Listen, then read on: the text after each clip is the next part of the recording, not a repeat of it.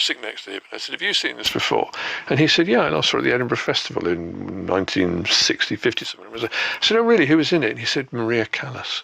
I said, oh, amazing. What was it like? He said, I don't remember a thing about her. It's one of Richard's anecdotes. Saturday Live for all your opera stories. Or non-stories. Or non-stories. Yeah. Anything. We're not picky. Now, each week on the programme, you will know that we are picky when we ask for your extraordinary stories, the times that you have done something amazing or terrible, or the moments when you've brushed up alongside history and you've lived to tell the tale. Saturday Live listener Helen Lindsay pinged us an email to tell us about her writer father, Jack, who was a member of the Communist Party. As a family, they had holidayed in Russia in the 1960s, and when she was growing up, they played host to fellow Marxists from around the world at their home in Essex. Helen is on the line from her home near Norwich. Helen, just fill us in a little bit about your dad, Jack Lindsay. Who was he? Good morning. Well, he was an Australian who came over to London in 1927. So he was born in the year 1900. The dates have all gone a bit weird because he had myself and my brother. So he was 61 when I was born, which is why sometimes it's a bit like talking about a grandparent. He always wrote. He was a writer that never did anything else. So, and when we would go on holiday, he would take the typewriter and he wouldn't stop. And I used to go to sleep hearing the typewriter, and he's called people have called him a polymath. So he did write across a lot of genres. And it's difficult to count exactly how many books, but it's more than 150 books. So a prolific man. And he became a Marxist in 1936.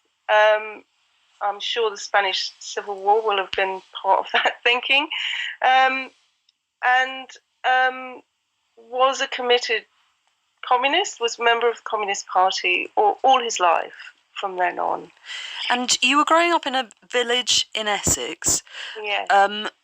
Evidently a hotbed of radicalism. You got stared at by the lady in the post office, which you always thought was a bit suspicious, but it was more than just being stared at. You were actually being watched. The family was being watched. We were, yes. So the first paper in the MI5 files is in 1936, and he was continuously under surveillance until the last file that's been let out is dated 1961, which is the date of my birth. But yes, and I think a lot of communists knew that they were being observed, but I don't think they knew how much and to what extent. So when you look at the files, there are copies of bank statements, tax returns, lots and lots of postal intercepts. So I find it difficult to believe that I'm assuming that the lady in the post office will have known that our post was being stopped. And what was she doing? Was she glaring at you? Did she give you a strange look? I always felt she looked at me strangely, and I never put two and two together until I started looking at the files and realised how much our post had been stopped. But evidently your parents were aware of it, because I know in your email you said that your mum once went out and took a cup of tea to the MI5 officers sitting across the road. Yeah, well, that's right.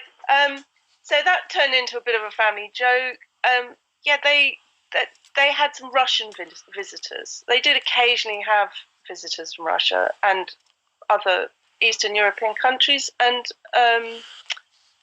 they must have been followed.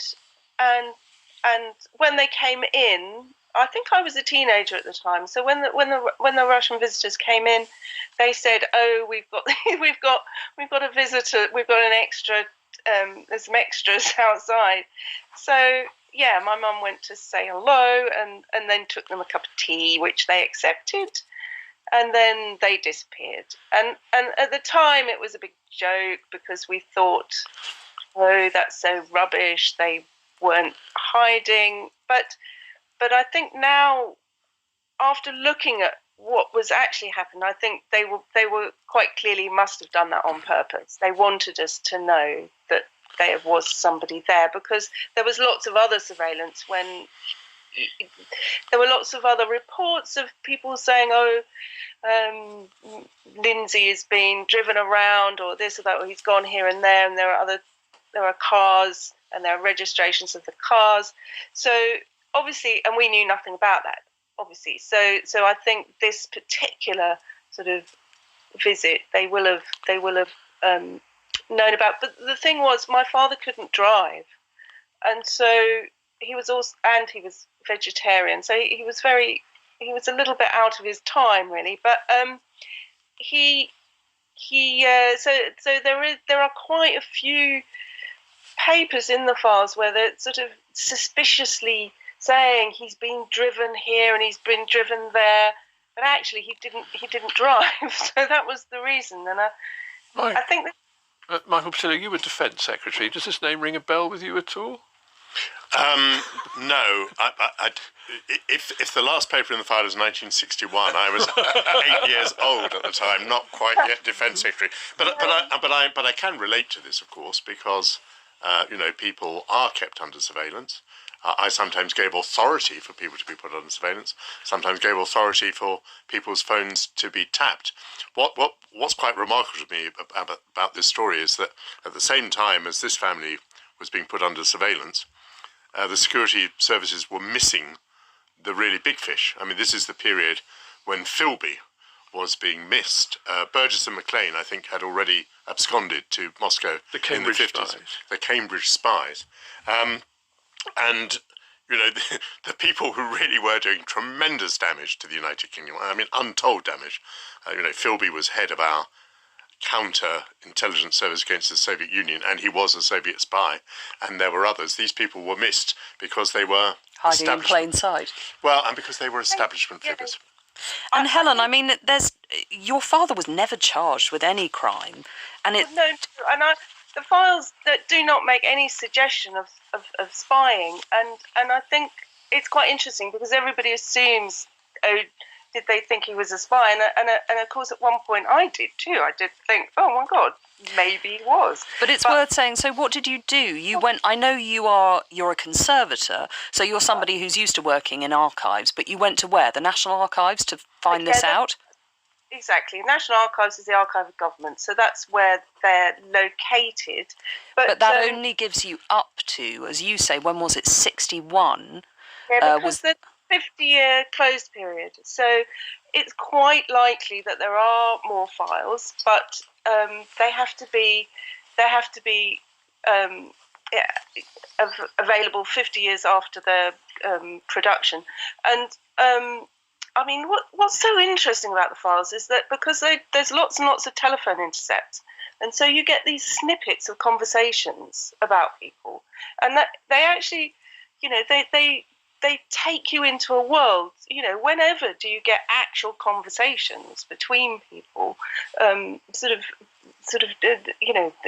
transcribed like that? It's really, and a lot of the time when they were looking at King Street, which is the headquarters, there was a lot of gossip, and so there was a lot of remarks about people which are quite entertaining in their sort of in the things that people were saying about each other.